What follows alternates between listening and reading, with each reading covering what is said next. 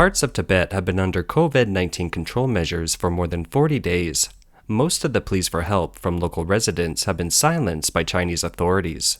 Recently, many Tibetans have risked their lives to post distress videos on social media platforms, exposing their miserable situation of being beaten, getting infected in mandatory quarantine sites, and suffering from hunger and coldness. In addition, news of massive flight cancellations in China has spread across the internet.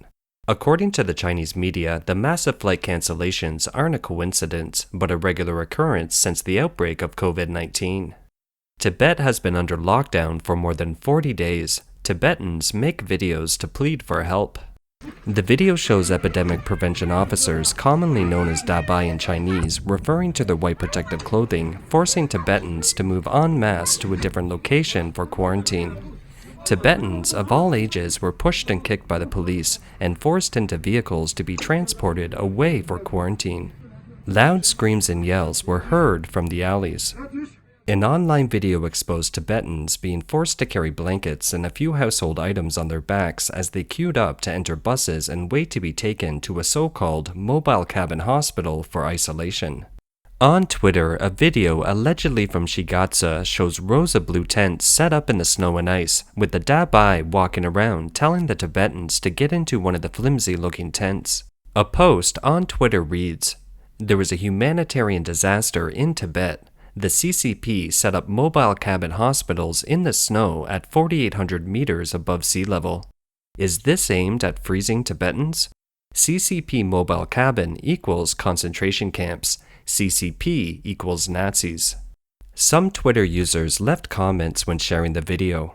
On September 15th, the entire village of Lhasa, Tibet, was emptied and taken for isolation.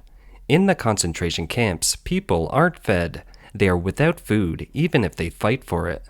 In the name of epidemic prevention, the CCP police arrested Tibetans with no hesitation. Lhasa hauled people to isolation on a large scale, and those who were taken had to bring their own bedding, which is even worse than the Nazi concentration camps. The vice president of the Tibetan Welfare Association in Taiwan told Radio Free Asia that many Tibetans were locked up in places where yaks or sheep live, and they were not allowed to go out to buy anything for more than 40 days and could only eat spoiled food, and they heard the news of people dying of starvation and suicide. China's flights were suddenly cancelled on a large scale, sparking heated discussions.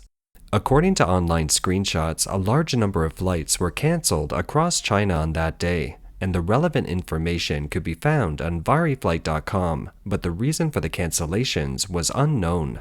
On the 22nd at midnight, China Business Network responded to the matter saying, after checking the actual flight execution data of the flight master on September 21st, the cancellation rate of national flights reached 59.66% as of 10 p.m. on the 21st. The report said that the large number of flight cancellations was not sudden, as this has been the norm since the outbreak of COVID-19. According to flight statistics released by Flightmaster last week, China's civil aviation flew nearly 40,000 flights, down 46.4% from 2021 and 60.7% from 2019, the year before the outbreak. It has a 35.9% flight rate. In the earlier 2 weeks, the flight execution rate was only 31% and 39.9%, meaning that more than 60% of flights were cancelled. However, the media's explanation for the massive flight cancellations across the country not only failed to appease the public, but instead triggered fierce criticism from mainland Chinese about the zero-COVID preventive measure. If it's the norm, why bother to explain? The word normal makes me feel sad. How to dispel the rumor that flights are cancelled on a large scale? We have been cancelling on a large scale, so cancelling on a large scale is normal. Our media is not professional at all. Their main goal is to influence public opinion. They don't care about the truth or facts. The news reached overseas. Because the date coincided with Putin's announcement of a partial military draft and his threat of a nuclear war, some on Twitter worried that something was wrong in the Taiwan Strait, while others speculated whether it was related to the top-level CCP situations, leaving comments such as, "Is it an escalation of epidemic prevention and control, or is it something big in Beijing? I think it's Taiwan. I want to know why too, and I think it's a typhoon.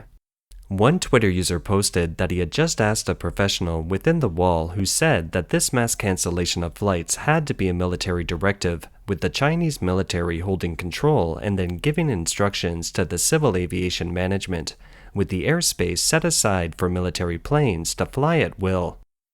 This is a military plan, or at least an arms rehearsal.